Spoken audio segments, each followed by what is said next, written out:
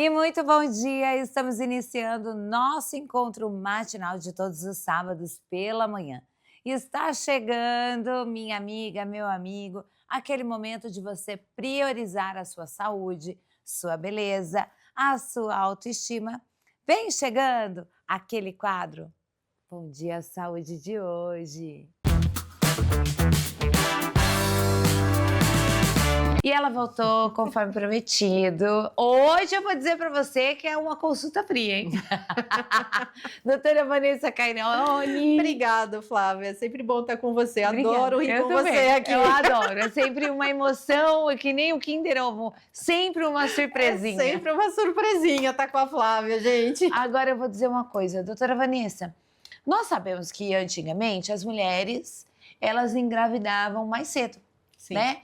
E hoje eu já até ouvi que tem mulheres que fazem congelamento dos óvulos para engravidar até mesmo um pouco depois, após os 40, 42, 43. Como que é isso? Para a mulher engravidar após os 40, que seja, a gente começa a entrar nesse processo do climatério, talvez, bem-vindo aí a queda hormonal, né, que vocês ouvem bastante, doutora Vanessa falando. Como que é isso? Você tocou num assunto bem bacana, Flávia. Algumas dores em relação ao que você disse. Existe uma premissa dos médicos fertileutas que é assim, ó, trintou, congelou. Então, completou 30 anos, já tem que começar a fazer dosagem um examezinho de sangue chamado anticorpo antimileriano, né? E esse exame ele vai mostrar a sua reserva ovular. A gente sabe que a nossa reserva ovular é uma conta de banco que só sai, nada entra.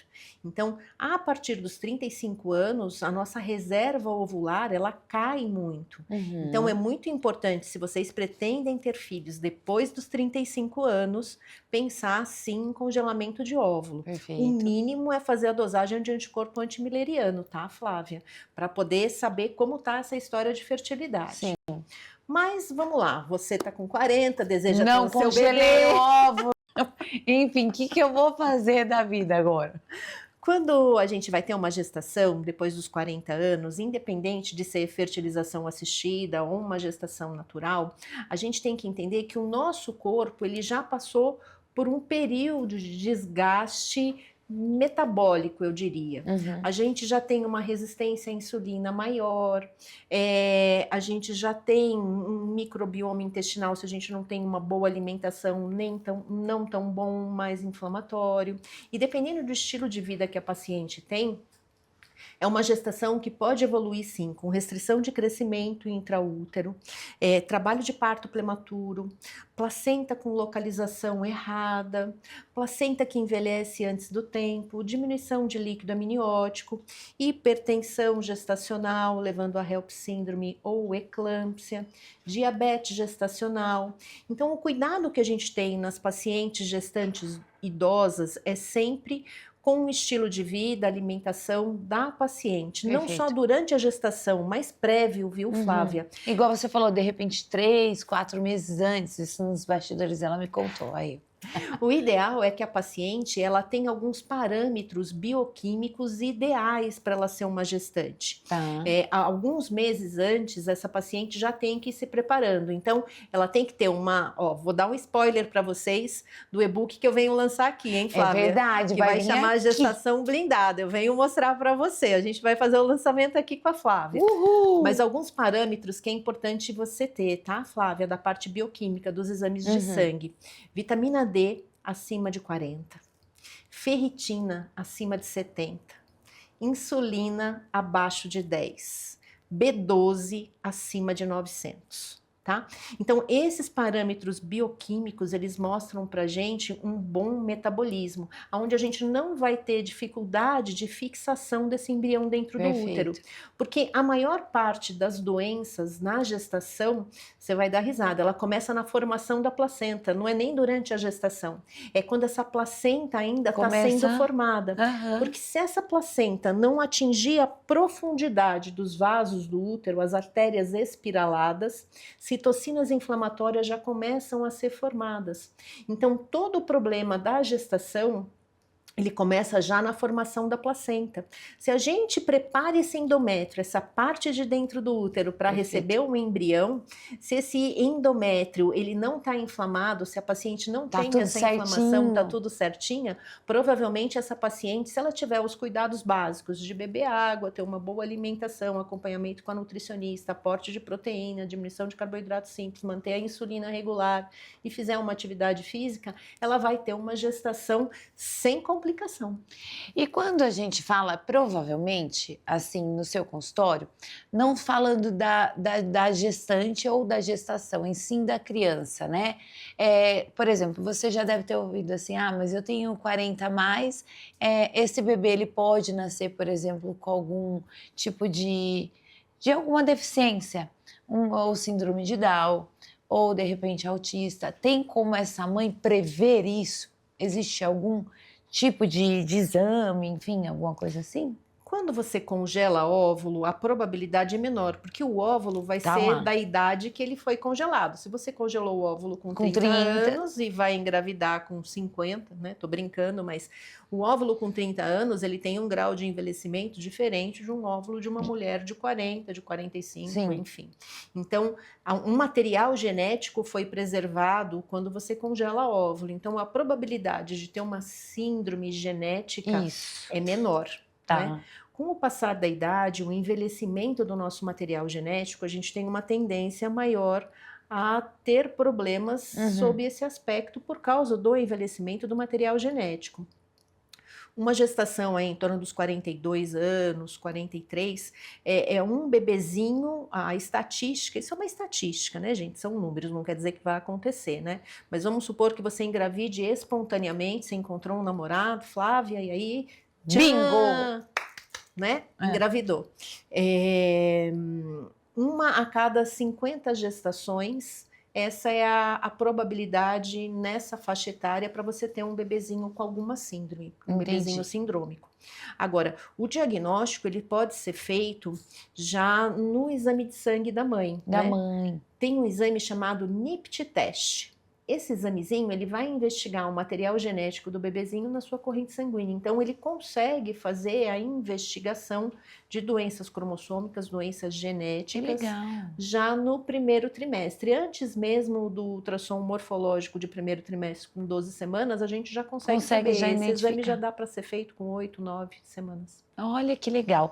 E como que é, por exemplo, essa mãe nesse período gestacional, nesse intervalo aí dos 40, 45 anos, vamos dizer, tendo, de repente, um processo já de uma pressão alta. Como que é para essa mãe? Porque tem aqueles casos que, inclusive, fizemos um podcast sobre isso, sobre eclâmpsia, os riscos, né, de uma gravidez, né? Então, como seria isso já? Quando a mãe ela já começa o pré-natal, pela idade, ela já é considerada gestante de alto risco, né? Pela faixa etária, Sim. No livro, na teoria, ela já é considerada gestante de alto risco. Então, eu sou uma gestante de alto risco. Você já é uma gestante de alto risco. Sim, perfeito. Com certeza. E não fazer atividade física já é gestante de alto risco. 2 riscos mais. Né? Mas isso é depois, né? Só um comentáriozinho aqui da nossa apresentadora. Quando a mãe ela já começa o pré-natal com hipertensão, a gente toma alguns cuidados, né? Existem alguns exames que podem ser feitos de biomarcadores, exames de sangue, onde a gente avalia o risco dessa paciente desenvolver eclâmpsia ou não. Esses biomarcadores, estando negativo, que são fator de crescimento placentário, eles ajudam a gente a guiar melhor o segmento dessa gestante. Se essa gestante tem um biomarcador positivo para a eclâmpsia, é uma paciente que merece vigília constante. Perfeito. Né? Merece um monitoramento mais de perto em relação aos parâmetros bioquímicos, ultrassonográficos, de desenvolvimento desse bebezinho intraútero, crescimento desse bebezinho intraútero, para a gente fazer um diagnóstico de quando realmente o problema está começando para a gente ter um controle maior. Se ela tem os biomarcadores negativos, a gente fica mais tranquila, a gente acompanha a hipertensão e provavelmente se ela tiver um bom comportamento, né, um estilo de vida adequado durante a gestação, ela costuma evoluir bem, sim. E doutora Vanessa, para a gente encerrar, Eu sei que é muito bom o nosso bate-papo, mas qual que é a mensagem que você deixaria hoje para essas futuras mamães que gostariam de engravidar após 40? O que você deixaria aqui hoje dentro do Bom Dia Saúde para a gente poder já anotar? Eu acho, Flávia, que a gente tem que aprender a cuidar um pouco da nossa saúde. Independente da gente querer ter um bebê com 40 anos ou não. A gente Perfeito. sabe que o nosso grande vilão hoje em dia é o nosso estilo de vida. A alimentação, né? principalmente. Né? Alimentação, sono, né? As pessoas hoje em dia trabalham, né? Até tarde, têm hábitos de ficarem acordadas até mais tarde, trabalhando ou até mesmo brincando, vendo bobagens no celular. Então, o sono, a alimentação e a atividade física fazem toda a diferença em relação à saúde, a nossa vida inteira. O que mais se fala hoje em dia é declínio cognitivo, e o declínio cognitivo com a idade, a maior causa é a neuroinflamação, que é pela resistência à insulina, é essa insulina mais alta, é a alimentação, né? Então, o nosso declínio cognitivo, quando a gente fica mais velha, é neuroinflamação. E isso também cabe perfeitamente para essa história de gestação aí depois dos 40 anos. Você não vai engravidar com um valor de insulina de 30, 40, né? A insulina tem que estar sempre abaixo de 10. Sempre. Que é o normal. Que é o normal. Insulina, vitamina D, vitamina B12 e ferro, ferritina tem que estar sempre em ordem para você ter sempre o seu organismo funcionando da melhor forma possível. E aí você causa menos citocina inflamatória, menos doença ao longo do tempo. Perfeito. Já anotou? B12, vitamina D, viu? Ferritina. Anotou, Flávia? Isso aí, muito bom. Olha, doutora Vanessa, muito obrigada. Eu que agradeço, Flávia, a oportunidade. Uma participação aqui incrível, sempre bom estar com você e até a próxima. Até breve, eu venho trazer o meu e-book aqui, Bora, Gestação Blindada. Gestação Blindada, isso mesmo, vou lançar aqui no India. Gente, obrigada, viu? Tchau.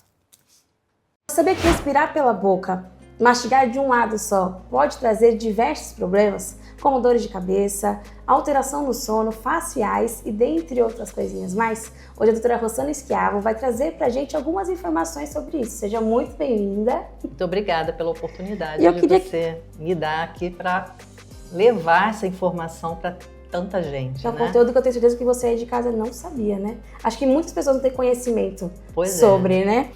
Doutora, eu queria que você contasse pra gente um pouquinho do método HBT-CRFA, como ele funciona. Então, o método HBT-CRFA é um tratamento com aparelhos móveis com ação neuromuscular, tá? Ele tem como objetivo o equilíbrio de funções alteradas, muito pouco observadas pelos profissionais de saúde. Quais são essas funções? Mastigação unilateral e respiração bucal. Então, quando você mastiga só para um lado, você vai gerando diferenças de forças musculares entre os dois lados. É como se você fosse para a academia e fosse se exercitar só de um lado. O que vai acontecer? Um lado vai ficar muito forte, hipertrofiado, né? As fibras musculares vão sendo reduzidas, encurtadas, e o outro lado atrofiado, vai ficando fraco, sem força. E isso, dentre outros problemas, vai ocasionando assimetria facial. Vai desarmonizando, né? Vai gerando um volume exagerado de um lado e o outro lado fica flácido. Então, num sorriso de uma pessoa que mastiga só para um lado, não é um sorriso simétrico. Um lado aumenta, essa comissura aqui começa a subir, um olho é mais alto do que o outro, a sobrancelha fica mais alta do que a outra. Então, isso vai gerando desarmonia. Então, muita gente procura por conta de se sentir assimétrico. A outra questão da mastigação vai no desvio da mandíbula. A mandíbula é um osso que é solto na nossa mão e o que sustenta a mandíbula? São vários músculos que partem de várias regiões de crânio, dessa região de pescoço que se insere na mandíbula, dentre outras regiões, e que se você só tem um estímulo só para um lado, você vai gerando um desvio da mandíbula para aquele lado mais forte, né? Doutora, eu queria saber de você quais são os principais problemas que esse tipo de tratamento pode resolver, né? Quais são os benefícios que trazem esse tipo de tratamento? Então, é justamente o equilíbrio dessas duas funções. Então, o aparelho, né, ele vai regular essas forças musculares, vai centralizar a mandíbula outra vez. Por quê? Porque antes tinha uma força maior de um lado do que de outro. E agora ele vai regular essa força muscular, vai descomprimir as ATMs que estavam totalmente alteradas em sua posição, em suas alturas, e vai dar condição dessas estruturas recuperarem, entendeu? E a gente estava falando aqui, né, que das questões faciais e tudo mais, mas também, pessoal, isso também causa muito problema na postura, né? Sim. Muito problema na postura. E eu queria também entender como que o aparelho, né, regulador da função Aragão, é isso mesmo? Isso. Ajuda a corrigir alterações tanto faciais quanto posturais. Quem respira pela boca, né, a captação do ar vem por essa direção. Então, o que o sistema nervoso entende? Que precisa facilitar essa captação. Então, quem respira pela boca, o ar vem por aqui. Então, a adaptação vem de projetar a cabeça para frente e, com isso, os ombros vêm para frente também. A gente vai ficando meio, né? E qual é a repercussão disso? É a compressão do diafragma. Então, passa a ter uma respiração curta e rápida. Batimentos cardíacos acelerados. Totalmente desregulado, não é? Na verdade. E desregula tudo. E causa problemas que a gente nem imagina, como uma ansiedade, por exemplo. Muita coisa. Então, às vezes, a gente está sofrendo de, por exemplo, na questão da postura, eu não imaginava que a forma de respirar, por exemplo, pela boca poderia ocasionar tantos problemas, com principalmente questão da postura, né? E quais tipos, de, por exemplo, assim, de resultado estético que pode esperar desse tipo de tratamento? Mas então, essa parte é bem interessante, porque a partir disso, as assimetrias vão regredindo, né? Porque você está equilibrando as funções que geraram essa condição. Então, aquele sorriso que tinha um sorriso, um lado mais alto, outro mais baixo, aquele nariz que tinha um lado mais alto, outro mais baixo, o olho que sobe, né? A sobrancelha que também fica mais elevada, isso tudo tende a ficar alinhado. E como que a gente identifica, apesar de ela ter falado bastante aqui, mas como, por exemplo, a gente identifica que a pessoa ela deve fazer esse tipo de tratamento, que ela é um candidato para esse tipo de tratamento? Bom, como é que a gente identifica um respirador bucal? Ele pode se identificar se quando ele dorme, né, ele baba no travesseiro, se ele acorda com a boca seca, a garganta seca, vontade de beber água. Durante o dia, os lábios entreabertos, porque o lábio entreaberto já caracteriza uma respiração bucal. Perfeito, então eu convido você aí de casa que quer conhecer um pouco mais, saber um pouco mais desse assunto, acessar as redes aqui da doutora, né? Qual que é a sua rede social, doutora? Doutora Rossana Schiavo. E ela fica localizada aqui na região de Moema, o endereço? Avenida República do Líbano, 1673. Perfeito. Para você que tem dúvida, vai lá, entre nas redes sociais. Quero convidar você a participar mais vezes também para trazer e focar ainda um pouco mais nesse assunto que é tão relevante, né? Obrigada. Tchau, tchau, gente. Obrigada, doutora. E olha, hoje eu recebo a doutora Rafaela Briguente, diretamente de São José do Rio Preto, aqui na nossa casinha no Bom Dia Saúde. E o legal é que nós vamos falar sobre obesidade. Tudo bem, doutora Rafaela? Tudo bem, Flávia. É um prazer enorme estar aqui. Muito obrigada pelo convite. Que linda! Prazer o nosso, né? De receber de tão longe aqui, diretamente nos estúdios de São Paulo. Sim. A obesidade hoje, né, doutora Rafaela, eu acredito que você, melhor que eu, sabe disso, acomete milhões de pessoas. E a obesidade é uma doença. Só que muitas pessoas, elas enxergam, né, a obesidade com uma falta de força, ou que a pessoa é desleixo, por outros fatores, né? Por que ela é hoje considerada literalmente uma doença mais que crônica, né? Sim. Infelizmente, Flávia, as pessoas ainda enxergam a obesidade como falta de vontade, né? Mas ela foi considerada uma doença crônica porque ela compartilha de características de doenças crônicas, né? Então, uma das coisas é que ela predispõe a várias outras doenças, como, por exemplo, pressão alta, diabetes.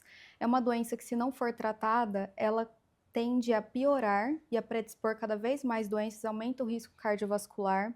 Se você consegue sair do IMC da obesidade para o peso normal, sem o tratamento, a chance de você reganhar e retornar é grande. Então, é a mesma coisa da pressão alta. Se você Perfeito. para de tomar remédio, a Volta. pressão sobe. Uhum. Então, por essas características, ela é considerada uma doença crônica e está recebendo realmente muito foco, muita atenção, tanto que várias medicações anti-obesidade, cada vez mais tecnológicas, vêm sendo desenvolvidas para tratar ela. Né? Com toda certeza. E falando na questão de medicações, né, para obesidade, que estão até mesmo em evidência hoje, elas realmente funcionam? Sim, funcionam e existem diversas medicações que podem ser utilizadas no tratamento da obesidade. O que é mais importante para qualquer paciente são mudanças no estilo de vida. A mente Isso. e também no dia a dia, né, É. doutora? Alimentação saudável, exercício físico regular, principalmente treino de musculação, saúde mental, né, relações psicossociais saudáveis, isso tudo faz parte do tratamento, muitas vezes é negligenciado, principalmente nesse boom de medicamento que a gente está vivendo hoje, né? E uma medicação muito em foco hoje é o Mounjaro, que é a tirzepatida, uma medicação excelente, muito potente, que foi feita para tratar primariamente diabetes. Tá. Mas depois... Aí veio com tudo no Isso. tratamento da obesidade. Aí foi aprovada depois para obesidade ou para sobrepeso com comorbidades, que é uma medicação muito potente, excelente. Mas o tratamento ele é individualizado para cada paciente. Existem indicações e contraindicação para cada medicação, né? Agora, doutora Rafaela, para quem, na verdade, essas medicações são realmente indicadas?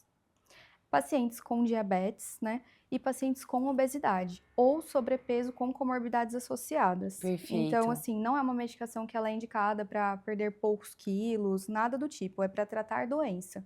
E já se diz hoje que o tratamento deve ser crônico também, como é uma doença crônica Permanente. permanente. Uau! E qual que é o maior erro hoje, assim, né, que as pessoas cometem? Querer emagrecer, né? Você deve Sim. ver muito isso lá dentro do Sim, consultório. É bem como você disse, uma das coisas assim que eu vejo que são mais erradas realmente são essas dietas muito restritivas, né? Sim, cetogênicas, jejum intermitente, sem acompanhamento, Sem né? acompanhamento, exatamente. Porque tudo bem você fazer uma dieta cetogênica acompanhada de um Perfeito. nutricionista. Mas o problema são essas dietas restritivas, às vezes exercícios físicos extenuantes, que a pessoa quer, não, preciso emagrecer urgente, começa a fazer um monte de loucura. Isso não se sustenta a longo prazo, então, obviamente, pode ter um resultado no momento, mas depois vai ter o reganho. Então, não adianta, não funciona. Sim. E outra coisa que está acontecendo muito é o uso indiscriminado das medicações sem acompanhamento médico, que também, assim, pode levar a um resultado provisório, mas não vai se sustentar, né? E você vendo assim, por que esse número, por exemplo, da balança, ela nem sempre reflete na saúde? Essa pergunta é muito boa. É ótima, eu adoro. É uma enganação, né? Claro, a balança comum ela é um parâmetro para perda de peso, né? E muitas pessoas o que elas querem ver de qualquer forma é a diminuição do número na balança. Perfeito. Mas você concorda comigo que o que importa muito é você se olhar no espelho e se sentir bem? A gente, quando se cuida, quando a gente trata essas questões que são interligadas com a compulsão alimentar, que a gente sabe a baixa autoestima, quando a gente entra nesse processo que você está mencionando, da autoestima, que a gente se olha no espelho e vê melhoras, vê o nosso... É nítido, né? Sim, total. E aí você tem até um processo de resultado maior. Com certeza. E isso está muito relacionado à composição corporal. Então, por isso que às vezes o número na balança ele não reflete qualidade de emagrecimento. Porque no emagrecimento, o nosso objetivo é perder gordura e não massa muscular. Perfeito. E se você faz alguma dieta muito restritiva, toma medicamentos Perde sem a massa acompanhamento, muscular. perde a massa muscular. E aí vai ser aquela falsa magra, né? E aí, como que você recupera isso? Treinando. Treinando e alimentação adequada, com ingesta de proteína adequada. Isso é o mais importante. Então, principalmente durante o emagrecimento, tem que fazer o déficit calórico para você emagrecer, mas você precisa comer a quantidade adequada de proteínas para manter essa massa muscular, fazer a musculação também. Agora, me fala uma coisa. Isso a pessoa deve se perguntar agora em casa. Medicamentos, todos os tipos, enfim. Ah, doutora, eu emagreci, mas o famoso efeito sanfona, sabe? O vai e Sim. volta. Ai, tô tão bem magrinha, daqui a pouco dá aquela Sim. engordada do nada, que não é do nada. Por que que isso acontece? Sim. A fase de manutenção de peso, ela é tão complexa quanto a fase ativa de perda de peso, né? E isso é uma questão muito biológica. E por isso que a obesidade é uma doença crônica. Porque existem alterações metabólicas nesse corpo, alterações hormonais. Então, o que que acontece? Para o nosso corpo, a reserva de gordura ela é uma reserva de energia. Eu costumo fazer uma analogia com os meus pacientes que é assim, imagina que você está num apocalipse zumbi e você tem 10 latinhas de comida enlatada. Meu Deus. E aí você consumiu com 9, e agora você só tem uma. Você vai economizar ela ao máximo, não é? Total. Porque é tudo que você tem. O seu corpo entende a reserva de gordura dessa forma. Quando ele perde essa reserva, ele entra assim, socorro, o que que vai acontecer? Não tem comida. Ele começa a poupar energia, então você gasta menos energia e ele ativa mecanismos para você recuperar o peso. Então, cada quilo que você perde aumenta em 100 calorias a intensidade de fome. Então, ele tenta fazer tudo para você reganhar, porque ele acha que é uma ameaça essa perda de energia. Entendi. E agora, só pra gente, antes de finalizar, eu acredito que hoje, na era das mulheres mais 40, pula essa parte, tô brincando. As mulheres mais 40, a gente acaba tendo um ganho de peso maior. Tá interligado com essa questão do climatério, de repente o processo menopausal, ou, não sei, né, de repente a parte hormonal da mulher? Sim, completamente. Fala pra gente. Uma Com- consulta fria agora. Completamente. No envelhecimento já tem uma tendência à perda de massa muscular, e isso já impacta, de certa forma, esse engordar após os 40 anos. Mas a questão hormonal, principalmente a queda do estradiol, ela muda o metabolismo da glicose e da gordura no nosso corpo. E aí a gente tem uma tendência de acúmulo de gordura, principalmente na região abdominal, que é onde as mulheres mais se incomodam depois dos 40 anos. Vocês anotaram isso, gente? Estradiol, ó, tem a queda, aí a gente procura a doutora Rafaela, entendeu? Doutora Rafaela, muito obrigada. Eu acho tão importante nós levarmos informação à nossa população, principalmente. A obesidade é uma doença e precisa ser tratada com o acompanhamento de um profissional, né, doutora? Sim. Muito Obrigada, obrigada. Flávia. Como que você está nas redes sociais? Doutora Rafaela Briguente. Então, bora lá. Muito obrigada, viu? Obrigada, Se você tiver Flávia. alguma dúvida, já acessa lá o Instagram da doutora Rafaela. Até mais. Obrigada. Vem chegando aquele quadro que eu super gosto na parte jurídica também, para você ficar antenado no que você pode e no que você não pode. Vem chegando na trilha do sucesso.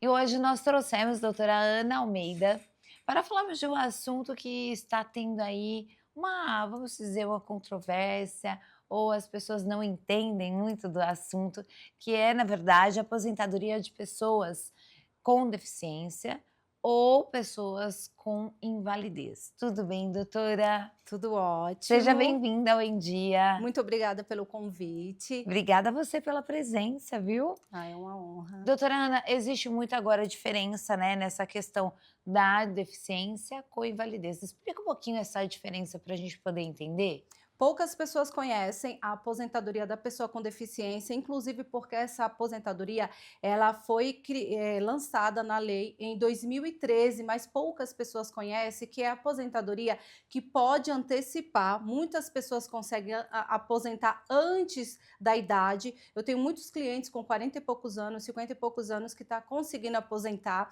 É uma aposentadoria que basta você ter uma deficiência para conseguir. Claro, tem que cumprir os requisitos. A aposentadoria da pessoa com deficiência, você aposenta e pode continuar trabalhando normalmente. Já por invalidez, não. Invalidez, tá? Que hoje não é mais invalidez, é aposentadoria por incapacidade permanente, mas era antiga invalidez. Invalidez, Perfeito. O nome já diz, está inválido, não tem condições de continuar trabalhando. Já a por deficiência, que pode ser por idade ou por tempo, a pessoa pode continuar trabalhando normalmente. E ela é a melhor aposentadoria que tem depois que veio a reforma da Previdência.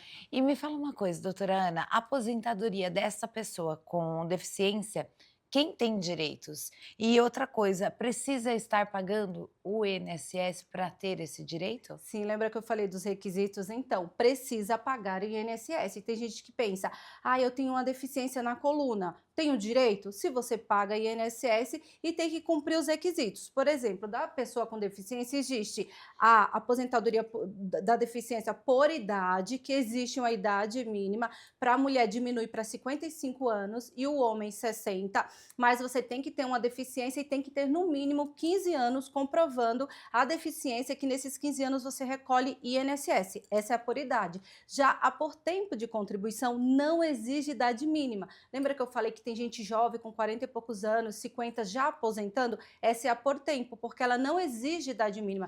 O cliente mais jovem que eu aposentei foi com 44 anos, que era uma mulher, ela era enfermeira, mas ela tinha problemas no joelho e a gente conseguiu antecipar. E ela aposentou e por tempo de contribuição. Existe essa diferença entre as duas. E precisa, por exemplo, ter esses tempos aí de 15 anos de contribuição mesmo assim? Apenas a por idade. Muita gente confunde. Deficiente, existe dois tipos, que é a por idade, que exige 15 anos, o mínimo 15 anos de contribuição. Por idade. E exige uma idade, por isso que é por idade. Já a por tempo de contribuição, ela não exige idade mínima. Não exige, desde que você cumpra os requisitos. Aí tem a deficiência leve, moderada e a grave. E, claro, vai passar por uma perícia, por uma avaliação social e tem que atingir uma pontuação para conseguir ser aprovada nessa perícia e conseguir a aposentadoria. E nessa questão dessa aposentadoria com deficiência, você até mesmo mencionou que a pessoa pode continuar trabalhando? Pode. É o mais interessante. Por que eu falei que é a melhor aposentadoria depois da reforma? Porque, diferente da por invalidez, você vai poder continuar trabalhando normalmente. Não vai correr, e ela não corre o risco de ser cassada. A por invalidez, Você pode, já escutou aquela história, fulano estava aposentado por invalidez, passou na perícia, perdeu. Não, a da pessoa com deficiência não vai precisar ficar passando pela perícia e é a aposentadoria para o resto da vida, não corre o risco de ser cassada. E ela é melhor porque o valor dela é 100%. E depois da reforma da Previdência, todas as aposentadorias sofreram uma mudança na fórmula de cálculo. Já a da pessoa com deficiência, não, o valor é 100%. Por invalidez, a média é 60%. Então, veja a diferença, de 100% para 60%. Muita. E agora mesmo, eu vi algumas notícias, né, doutora Ana, que nesse caso da fibromialgia também agora entra nessa questão de deficiência, é isso mesmo? Exatamente, fibromialgia, que muita gente, eu tenho muitas clientes com essa doença, né, que é uma deficiência, traz limitações no teu dia a dia. E sim, saiu uma decisão que hoje a fibromialgia é considerada deficiente, graças a Deus, isso é ótimo para muita gente, e pode se enquadrar como pessoa com deficiência para fins previdenciários, para antecipar a aposentadoria. E falando nessa questão até mesmo previdenciário, eu queria entrar num assunto que, na verdade, o seu escritório eu já sei que aposenta muita gente aí, que bom, né? Nessa modalidade, principalmente da aposentadoria da pessoa com deficiência. Como que vocês conseguem achar essas questões de tantas prossigas com essa questão da deficiência? Então, através de o cliente, quando ele procura o meu escritório, a gente sempre faz o caminho principal é o planejamento previdenciário, onde através desse estudo eu vou verificar quais os cenários de aposentadoria que se encaixa para aquele cliente, para identificar a melhor estratégia previdenciária. E é através desses estudos que eu encontro clientes com problema no joelho, problema no tornozelo, problema na coluna, aí eu pergunto, tem limitações? Tenho. Tem documentação médica? Tem. E muitas vezes eu consigo aposentar. Muitas vezes o cliente vai para o escritório para ver uma aposentadoria, foi desligado da empresa e gostaria de saber quanto que tem que voltar a pagar INSS ou quando vai aposentar. E através desse estudo do planejamento previdenciário eu consigo identificar cenários para ele aposentar agora. Eu dou um exemplo de um cliente nosso, que foi até meu marido que indicou, ele trabalhava em uma financeira, ele tinha 50 anos quando ele me procurou e tinha sido desligado, já estava lá uns 20 e poucos anos e gostaria de ver para voltar a pagar enquanto ele não conseguia emprego. E a intenção dele, com 50 anos, era voltar a pagar INSS. Aí eu fiz o estudo do caso dele e na entrevista que a gente faz do planejamento previdenciário, descobri que ele tinha um problema no tornozelo, porque ele jogando bola, ele fraturou o tornozelo. Só que falaram para ele, como ele estava jogando bola, ele não tinha direito a nada. Negativo. O que é que eu fiz? Solicitei toda a documentação médica que ele tinha, demos entrada na aposentadoria dele, se eu não estou enganada, em setembro. 3 meses depois ele aposentou. O valor, na época, 6 mil e pouco, porque as contribuições dele eram boas, né? Ele trabalhava em uma financeira, aposentou e continua trabalhando normalmente. Uau. Ou seja, ele veio no meu escritório para verificar a forma de voltar a recolher enquanto ele não arrumava o emprego. Ele saiu do meu escritório aposentado. Então, é através desse estudo, desse planejamento previdenciário, que a gente identifica maneiras de antecipar a aposentadoria ou indica para o cliente qual o melhor cenário, qual a melhor opção de aposentadoria. E quando é ideal fazer um planejamento? É a partir do momento que a gente entra no mercado de trabalho, ou a partir do momento que da... Se essa pessoa, por exemplo, tem 40 anos, começar a contribuir, é tarde demais? Não, inclusive mulheres acima dos 40 anos, 50 anos, dá para fazer um planejamento para aposentar com mais de R$ 5.000, tá? Dá para fazer isso. Quem nunca contribuiu já procure para fazer um planejamento previdenciário. Uau! E como que faz esse planejamento? É através de um advogado especialista em previdência, lembrando que tem que ser especialista em previdência, nada de contador. Tem gente que acha que cálculos eu vou procurar um contador. Não, gente, cada um na sua área. Advogado especialista que vai fazer todo esse estudo no meu escritório, realizo vários cálculos, é um trabalho bem minucioso, bem artesanal, e através dele a gente mostra os melhores cenários para os clientes. Ai, que legal! E me fala, como você, até mesmo como empresária, né, consegue escolher como e quando aposentar pelo planejamento previdenciário? Isso, e atendo muitos empresários que recolhem INSS como retirada de prolabore, ou muitas vezes não tem CNPJ, paga o carnezinho do INSS, dá para planejar, porque nós, empresários, a gente pode determinar, eu vou recolher o INSS através do valor X, mas não tomem essa iniciativa sem antes fazer um estudo com a advogada especialista, fazer o cálculo de contribuições futuras. Como que a gente chega nesse cenário? Eu vou aposentar daqui a 5 anos se eu pagar todo mês, por exemplo. Se eu pagar todo mês R$ 500 de INSS, eu vou aposentar daqui a 5 anos com valor X. Mas como que você sabe disso? Como que você me dá essa garantia? Através de cálculos com contribuições futuras. Então, a gente, através desse planejamento, a gente vai indicar para o cliente, olha, você recolhendo com valor X... É esse cenário que eu falei da mulher. Da mulher dos 40 mais. Exatamente, porque a gente faz o cálculo com contribuições futuras. E é tão certo que eu sou advogada há 12 anos, eu sempre fiz planejamento, muitos clientes me procuram lá atrás, ele não conseguia aposentar naquele momento, só ia aposentar daqui a 5 anos, eu falava, olha, você vai recolher sobre o código tal, tem que saber o código também, e sobre o valor X, durante tanto período, durante tantos anos, depois você me procura para aposentar. Eles me procuram, eu aposento exatamente com o valor que a gente fez no cálculo. Uau! Porque o advogado, ele tem que, se você apresenta um cálculo, você realmente tem que mostrar o resultado disso. E muitas vezes vem com o tempo, porque precisa continuar recolhendo. Sim, fazendo o recolhimento. E para quem tem, por exemplo, um microempreendedor MEI? Como funciona essa questão? MEI, muito interessante a pergunta. Muita gente está recolhendo MEI, não trabalha, é dona de casa ou é estudante, resolve abrir MEI só para recolher INSS. Gente, MEI não é forma de recolher INSS, tá? Somente quem é microempreendedor mesmo, que exerce alguma atividade de empresário, que pode começar a pagar como MEI. Por quê? O que é que está acontecendo? O INSS está solicitando o comprovante dessa tua atividade. Se você não tiver o comprovante, você vai ter que complementar. MEI paga 5%, vai ter que complementar mais 15%. Também, MEI não pode aposentar por outra regra de aposentadoria que não seja por idade. Outro dia eu peguei uma cliente que já tinha passado por outro escritório, que ela estava recolhendo como MEI, só que ela só vai aposentar em 2029, por tempo, mas ela estava recolhendo como MEI.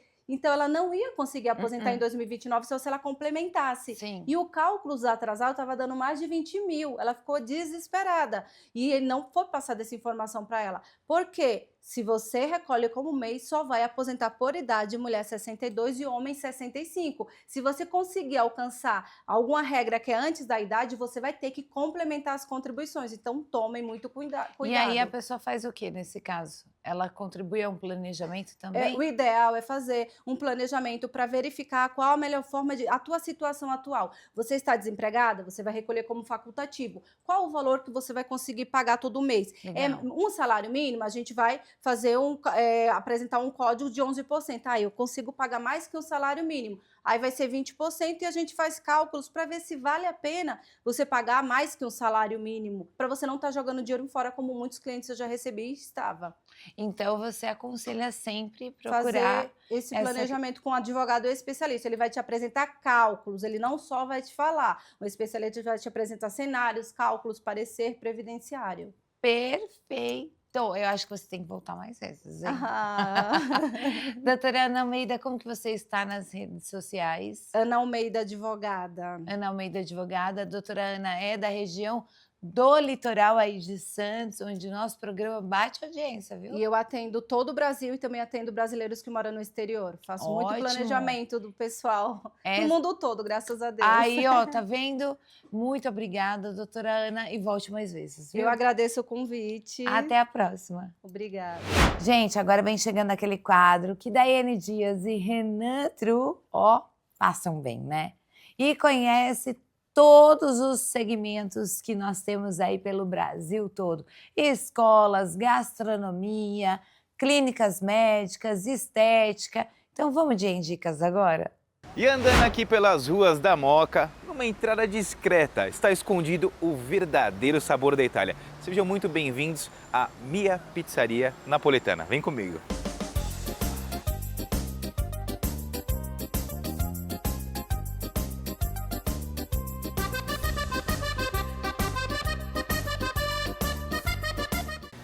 Saúde, estou aqui com o William, que é o proprietário aqui da Mia Pizzaria. Como é bom, né? A gente está na presença de amigos com boa comida na mesa. Fala aí, William. Com certeza. Conta um pouquinho pro pessoal lá de casa lá, qual foi a inspiração aqui para você construir aqui esse projeto, que é um projeto lindo aqui no coração da Moca, né? Bom, eu sou construtor, sou engenheiro e a gente faz bastante obras comerciais, fizemos bastante restaurantes e a gente começou a fazer um projeto exclusivo para uma rede de hotéis que era de uma pizzaria. Então a gente fez 6 projetos para eles, fizemos a construção dessas pizzarias dentro do hotel, que ficava ali do lado da recepção, do check-in, e vi pela facilidade ali da implantação do negócio, achei muito prático e quis replicar isso para a rua. Em vez de ser só no hotel, replicar esse modelo de negócio para a rua também, porque eu achei a ideia sensacional e estamos aí já há 1 ano e meio trabalhando. E parabéns, viu? Ficou super charmoso. Vocês vão ver aí nas imagens aqui, no coração da Moca, que tem tudo a ver com pizza. E vamos direto ao assunto, vamos experimentar aqui, que eu já vi que tem umas entradinhas aqui. Calzone 3 queijos, né? Exatamente. E essa daqui é uma burrata com crostini, é isso? É uma burrata com crostini de parmesão, burrata com pesto de limão siciliano, tomate confitado e nozes. Coisa linda. E dá uma olhada aqui, ó, no que tem de queijo no recheio desse calzone aqui. Vocês me dão licença que comida italiana se come com as mãos, né? Exatamente.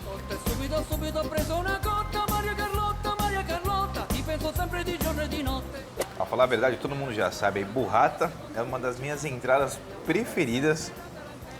E olha aqui, ó, olha a stracciatella dessa daqui, ó, escorrendo. Que coisa linda. Aí, pega aqui, ó, uma nozes, tomatinho confitado. Aí você vem aqui, ó, na stracciatella, coloca aqui um pouquinho e seja feliz. Você aí de casa, ó. Fica com inveja, fica.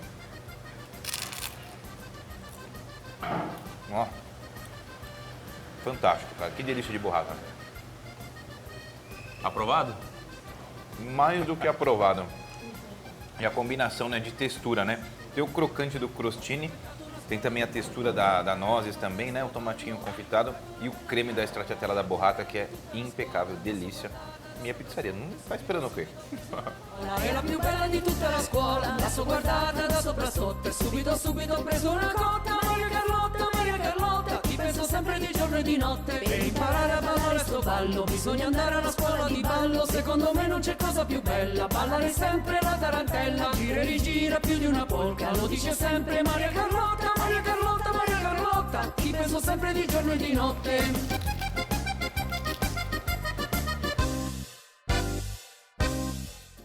E algumas das estrelas da casa já estão aqui à mesa, né, William? Essa daqui é a pizza Recife. Eu já reparei que tem uns ingredientes diferentes nessa pizza. O que vai nela, William? Nossa pizza Recife é a famosa pizza nordestina, que vai molho de tomate italiano, queijo coalho, cebola roxa, pimenta biquinho, carne seca e, para finalizar, pó de rapadura. Pó de rapadura? Para dar aquele toque especial, um doce que fica equilibrado na pizza e fazem as pessoas sentirem algo especial pelo Nordeste. E tem também cozinha de ingrediente para falar para vocês. Não é só o ingrediente ser bom, fresco e de qualidade. tem que ter combinação. Aqui os ingredientes se conversam aqui um com o outro, né? Então a gente sente sabor, textura. A gente já experimentou nas entradas e a gente vai experimentar agora nas pizzas. Ao estilo napoletana, não esquece disso. Comer com as mãos sempre. Italiana come com as mãos. Essa daqui é a pizza Sorrento, né? É uma releitura da pizza portuguesa, pelo que você me contou aqui nos bastidores, né? Exatamente. Foi uma releitura da pizza portuguesa que a gente criou, fazer algo diferente com os mesmos, entre aspas, ingredientes, porque a pizza vai cream cheese, cebola roxa, ovo mole e crisp de presunto parma e cebolinha. Isso é cozinha inteligente também, aproveitar os mesmos ingredientes e fazer uma releitura, um jeito moderno. E pra mim o ovo tem que ser gema mole. Fica polêmica aí, fica a dica pra você, é bom pra caramba. E essa daqui também é a pizza Orra, meu. Se você é da Moca, você sabe o que eu tô falando. Orra, meu, né? Com certeza. Mortadela italiana com pistache. Vai mussarela de búfala nessa daqui também? Vai mussarela de búfala e pesto de limão siciliano e finalizado com sementes de pistache. Aí é chique demais. E a parte que eu mais gosto, né? Provar, vamos.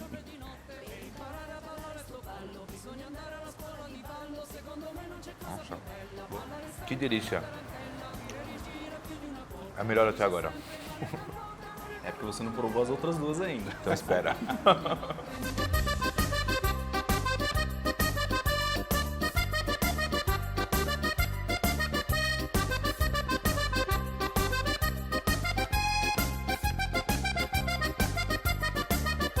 Chegou a minha hora, minha parte preferida, a parte da sobremesa.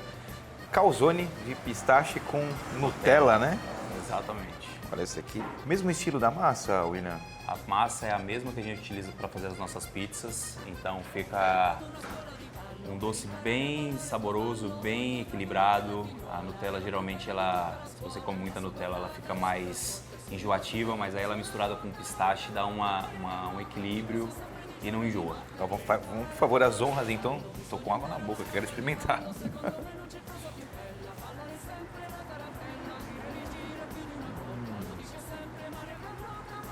Nossa. E você vê, você fala creme de pistache, fala de Nutella, você acha que vai ficar muito doce. Você conseguiu deixar novamente equilibrado, igual as pizzas salgadas, a doce também, super equilibrado, combina, ingredientes se conversam. Para você que quer saber um pouquinho mais da Mia Pizzaria, quer saber um pouquinho mais das receitas, pizzas sazonais, cardápio completo, vem aqui na Moca experimentar. E rede social daqui, qual que é o Instagram, William? @Mia Pizzaria Oficial. Já vai seguindo muito aí, o Indicas de hoje fica por aqui. Tamo junto demais. Vem pra Mia. Vem.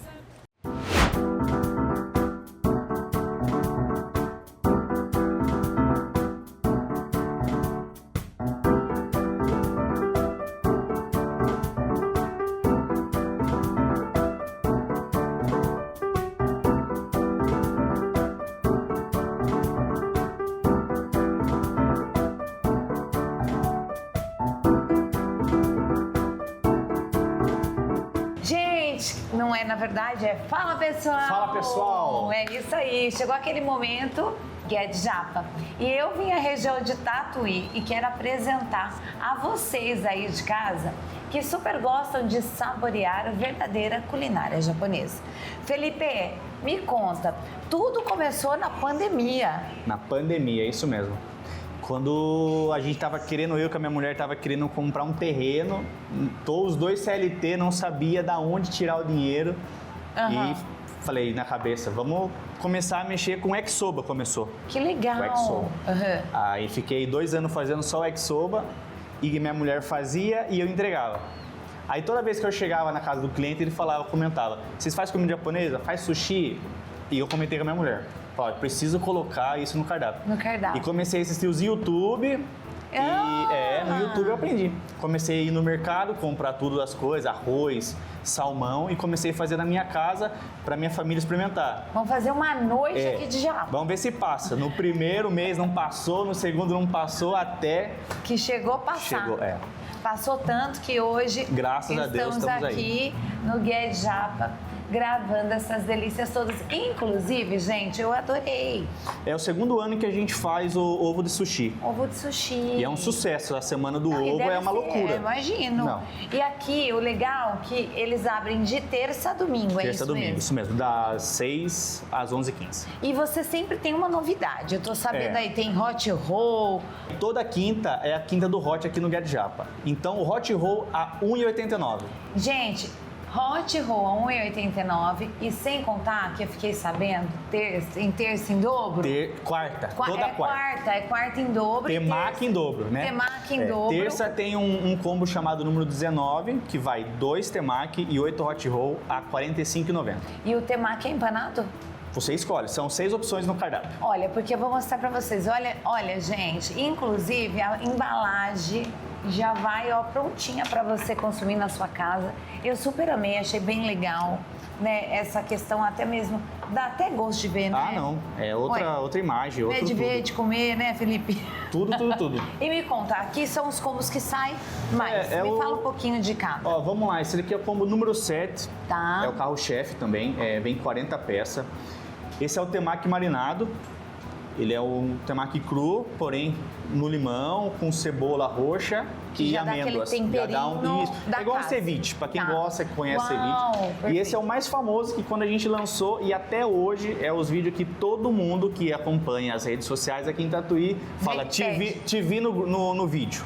Uau! Você comendo, tem um vídeo, né, que roda, eu comendo, faz o barulhinho, tão Do crocante crack-crack. que ele é.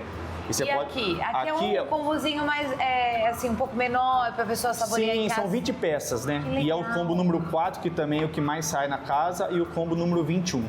21. É. Então, como 21, número 4. 4 e número 7. Então, você já Mas, pode botar, ó, no cardápio tem mais de 20 opções de combo. de combo. É. E aí, o delivery de vocês funciona tanto no WhatsApp, como que é? Nos Aí aplicativos? são os links, isso mesmo, Os aplicativo. Porque assim, vamos falar numa quarta-feira em dobro. São mais de 200 pessoas mandando mensagem. Gente, vai vender, hein? Então fica uma loucura pra pessoa ficar respondendo todo mundo. Então o que acontece? Ele acaba pedindo o link, o cardápio digital da casa, né? Aí você de lá você coloca tudo que você quer, combinado, seu endereço, e automaticamente sobe na nossa impressora. Então você não precisa conversar com nós no WhatsApp, entendeu? Aham. Ou qualquer coisa, se você, esqueci uma Se quiser vir coca. conversar com ele, gente, é retirada. E é melhor, retirar em 5 minutos o seu pedido tá pronto. Aí, ó, rapidinho. E se não, você pode pedir também no conforto da sua casa, que é bem gostoso, vai toda essa qualidade, a preparação deles. Olha, eu vou dizer, a equipe aqui do Get Japa é sensacional. Parabéns, viu? Muito obrigado. Eu Valeu. conheci aqui os bastidores, vocês estão, ó, Parabéns. nota 10. E olha, como que faz, então, para fazer o pedido ou conhecer um pouquinho mais do Get Japa nas redes sociais? Então, vamos lá no Get Japa, @GetJapa, né? Aí vai lá na bio, tem o nosso link, Tá. né? Tem o nosso link, lá você clicou, lá você vê tudo do cardápio, consegue pedir. E é nas redes, a gente tá sempre com o meu marketing lá, fazendo Tá vídeo. voando. E olha, falando da qualidade, eu tinha que provar, né, gente? Você aí de casa deve estar curioso para saber. Olha, desculpa aí. E aí, que achou? Bom. Fresco ou não é? Que delícia, fresquinho. Ó, e não esqueça, tá? Ó, avaliar nós, né? Entendeu? Avalia Aí, ó. sim, ó. Aqui, ó, tem avaliação. Aí tem o cardápio, tem Olha, o tem tudo. tudo. Isso, tudo QR Code. Gente, já facilita para você fazer o pedido na próxima vez no seu trabalho. De repente, já leva a caixinha junto. A caixinha vai ficar na casa, você pode Aí, ó. colocar joia, um monte de coisa, põe né? bijuteria, põe o que você quiser lá. Olha, muito obrigada, Fê, arrasou. Nossa, que agradeço. Sucesso, viu? Valeu, muito obrigado a vocês. Valeu. Eu vou ficando por aqui. Esse sábado maravilhoso, com muita luz, energia positiva, amor no coração e muito perdão, não é mesmo? Olha, sábado que vem eu estou juntinho com vocês de novo. Um beijo, muito obrigada pela sua audiência. Tchau.